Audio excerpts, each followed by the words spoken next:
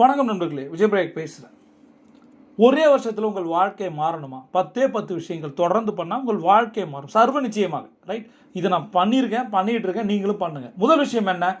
நம்மளுடைய வாழ்க்கையிலிருந்து யார் நெகட்டிவ் நினைக்கிறீங்களோ அவன் நல்லா அடித்து தூக்குங்க. நெகட்டிவ் பீப்புள் இருக்கக்கூடாது, remove negative people. Success secret அதுதான்.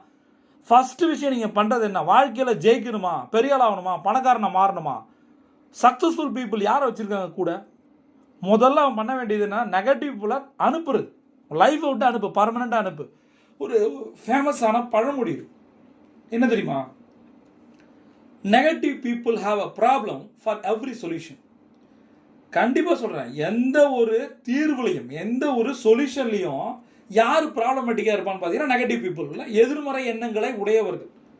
இப்போ சொல்லுங்கள், யாரை எடுத்துட்டு யாரை போடணும், யாரை எடுக்கணும் அப்படின்றது நெகட்டிவ் பீப்புள். யாரை உள்ளே கொண்டு வரணும்? கிரியேட்டிவ் பீப்புள் யார் இருக்கானோ உள்ளே கொண்டு வா. ஏன் தெரியுமா? அவங்ககிட்ட இருந்தால் நிறைய விஷயத்தை கற்றுக்க முடியும். நான் என்ன சொல்லுவேன், நீங்கள் நினச்சிருப்பீங்க நெகட்டிவ் பீப்புளை தூக்கிட்டு பாசிட்டிவ் பீப்புளை கொண்டு வா. பாசிட்டிவ் பீப்புள்னா என்னத்தை கற்றுப்பீங்க? நீங்கள் பாசிட்டிவாக மாறுங்க.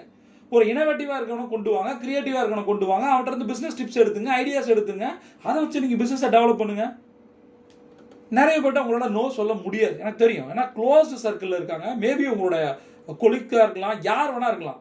தவிர்க்க முடியாத உறவுகள் இருந்து நெகட்டிவை நீங்கள் தொடர்ந்து ஃபேஸ் பண்ணிட்டே இருந்தீங்கன்னா அது கணவனோ மனைவியோ அல்லது குழந்தைகளோ யாரோ ஒருத்தர் அந்த நம்ம ரிலேஷன்ஷிப்பில் இருக்கோம், பட் அவங்கள விட்டு விலக முடியாதுன்னா நான் அந்த இடத்துல ஒன்று சொல்லுவேன். நிறைய பேர் தான் கேட்குறாங்க, எனக்கு என்னோட ஹஸ்பண்ட் இப்படி இருக்காரு, என்னோட ஒய்ஃப் இப்படி இருக்காங்களா? சிம்பிள்.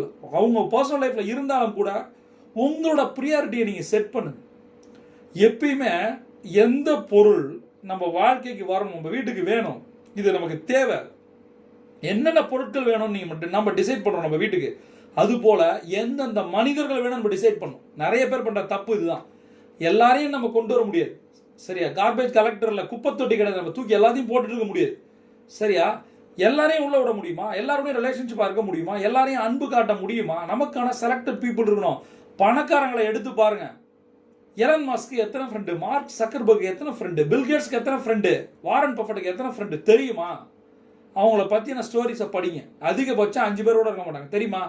ஏன்னா அதிக அளவு பீப்புளோட இன்ட்ராக்ட் பண்ணுறவன், அதிக அளவு நண்பர்களோட இருக்கிறது, ரொம்ப jovial, the word call jovial. எல்லாத்தையும் நல்லா பழகிறது வேற, ரிலேஷன்ஷிப்பில் இருக்கிறது வேற, அவங்க கூட சேர்ந்து பயணிப்பது வேற. எந்த அளவுக்கு நீங்கள் தனியாக இருக்கீங்களோ அந்த அளவுக்கு சக்ஸஸ் வரும், எந்த அளவுக்கு கூட்டாக இருக்கீங்களோ அங்கே ஃபெயிலியர் தான் வரும். உங்களோட முடிவுகளை உங்களால் இம்ப்ளிமெண்ட்டே பண்ண முடியாது. மற்றவங்களை இன்ஃப்ளூயன்ஸ் பண்ண ஆரம்பிச்சிருவாங்க, இன்ட்ராக்ஷனே நிறைய இன்ஃப்ளூயன்ஸாக மாறும். அதுதான் சொல்கிறேன். அப்போ உங்களோட லைஃப்பில் யாரை கொண்டு வரணும், என்ன மாதிரி ப்ரியாரிட்டி, அவங்க எந்த எல்லைக்கு வரணுன்றதை யார் முடிவு பண்ணணும்? நீங்கள் தான் முடிவு பண்ணணும், சரியா? இந்த நேரத்தில் நான் சொல்கிறேன், இங்கே முடிவு பண்ணுங்கள். Now and here. இங்கிலீஷில் எனக்கு பிடிச்ச 2 வார்த்தை, நவ் அண்ட் ஹியர். நீங்கள் முடிவு பண்ணுங்கள். ஒரு லிஸ்ட் எடுங்க. உங்களுடைய ப்ரொஃபஷனல் லைஃப்பில், உங்கள் பிஸ்னஸில், உங்கள் ஆஃபீஸில் யார் நெகட்டிவ் பீப்புள் அதெல்லாம் எழுதுங்க. இவனெல்லாம் யாரெல்லாம் தூக்க முடியும் தூக்குங்க. அல்லது தூக்கவே முடியாது, அவங்களுடைய ரிலேஷன்ஷிப்பை கம்மி பண்ணிக்கலாமா, ப்ரியாரிட்டியை குறைச்சிக்கலாமா, இன்ட்ராக்ட் பண்ணுறத கொஞ்சம் கம்மி பண்ணிக்கலாமா, நீங்கள் முடிவு பண்ணுங்கள். செகண்ட் லிஸ்ட் எடுங்க. உங்களுடைய பர்சனல் லைஃப்பில் உங்களோட சொந்தக்காரங்களோ, உங்கள் நண்பர்களோ அல்லது ஃபேமிலியோ யார் நெகட்டிவ் பீப்புள் முதல்ல ஐடென்டிஃபை பண்ணுங்கள். நான் சொல்கிறத செஞ்சு பாருங்கள். நான் சொல்கிறேன், உங்களுக்கு ஒரு கேரண்டி கொடுத்துருக்கேன். என்ன தெரியுமா? அந்த வீடியோட ஆரம்பத்தில் 1 வருஷத்தில் உங்கள் வாழ்க்கை மாறும். இதை என் குருட்ட கற்றுக்கிட்ட விஷயங்களை உங்கள்கிட்ட சொல்லிட்டு என் வாழ்க்கை மாறுச்சு. எவ்வளோ நெகட்டிவ் பீப்புள் எத்தனை லட்சங்களை கோடிகளை அள்ளி கொடுத்தாலும் கூட அவன் இருந்தால் என்னைக்குமே டேஞ்சர். அதை புரிஞ்சுங்க. என்கிட்ட ஒருத்தர் இருந்தார், அவரை பற்றி என்னோட கஸ்டமரை என்கிட்ட சொன்னார். 6 மாதம் ஆச்சு அவரோட தொடர்பை நான் தூக்கிட்டேன். ஏன் தெரியுமா? ஒரு நெகட்டிவ் பர்சனால் நம்மளுடைய பிராண்ட் ஸ்பாயில் ஆகும். ஒரு தப்பான எம்ப்ளாயால் உங்களோட கம்பெனியோட பேர் கெடுமா கெடாதா? 100 பேர் நல்லா ஒர்க் பண்ணுறான், ஒருத்தன் தப்பாக இருக்கான், அல்லது அவன் பிஹேவ் பண்ணுறது, ஹேண்டில் பண்ணுறது வேற மாதிரி இருக்குது. கஸ்டமர்ஸ் தானே கடவுள். அப்போ அவனே சொல்கிறான் அவனை தூக்குடா அப்படின்ட்டு போகிறான். நமக்கு அட்வைஸ் சொல்ல ஒருத்தன் வரும்போது நமக்கு எவ்வளோ எரிச்சலாக இருக்கும். அப்போ தான் நான் முடிவு பண்ணேன். அப்போ தான் இந்த லிஸ்ட்டை எடுத்தேன். பர்சனல் லைஃப்பில் யாரெல்லாம் நெகட்டிவ், ப்ரொஃபஷனல் லைஃப்பில் யார் நெகட்டிவ் தூக்குடான்னு. அல்லது பேசுகிறத கம்மி பண்ணிக்கலாம். சில பேர் பேச ஆரம்பிக்கும் போது பாசிட்டிவாக இருக்கும், முடிக்கும் போது சண்டை வரும். ஒன்றும் இல்லை, நேற்று ஒரு நண்பர் சொன்னார், நானும் என் ஒய்ஃபும் என் பையனும் பேச ஆரம்பித்தாலே சண்டை வருதுங்க 10 நிமிஷத்துக்கு மேலே. அப்போ 10 நிமிஷம் மேலே பேசாதீங்கன்னா ப்ராப்ளம் இவராக கூட பண்ணலாம், சரியா? பேசணும்னா ஒரு ப்ரியாரிட்டியை செட் பண்ணுங்கள். இவ்வளோ தான் பேசணும் ஒய்ஃப் கிட்ட, இவ்வளோ தான் பையன்கிட்ட பேசணும். நீங்கள் மனசு திறந்து என்னென்னோ பேச ஆரம்பிக்கிறது, அவங்க ஒன்று நீங்கள் எது வேணால் சொல்லுவீங்க, அவங்க பதிலுக்கு சொல்லும்போது நீங்கள் ஹர்ட் ஆவீங்க. அது பிரச்சனைன்னு சொல்லி என்கிட்ட சொல்லுவீங்க. தப்புலையா இல்லை? தப்பா இல்லையா? அது யார் தப்புன்னு யாருக்கு தெரியும்? அதனால் நீங்கள் குறைச்சிங்கன்னு சொன்னேன். சார் ஆஃபீஸ் விட்டு வீட்டுக்கு போகிறீங்களா, நல்லா இருக்கியாம்மா, நல்லா இருக்கியாப்பா அப்படின்னு பொதுவான விஷயங்களை பேசிட்டு சாப்பிட்டு தூங்கிடுங்க சார். பிரச்சனை மேபி யார்கிட்ட வந்து வரலாம்ல அப்படின்னு சொன்னேன். அதான் நீங்களும் பண்ணணும்னு நான் கேட்டுக்கிறேன்.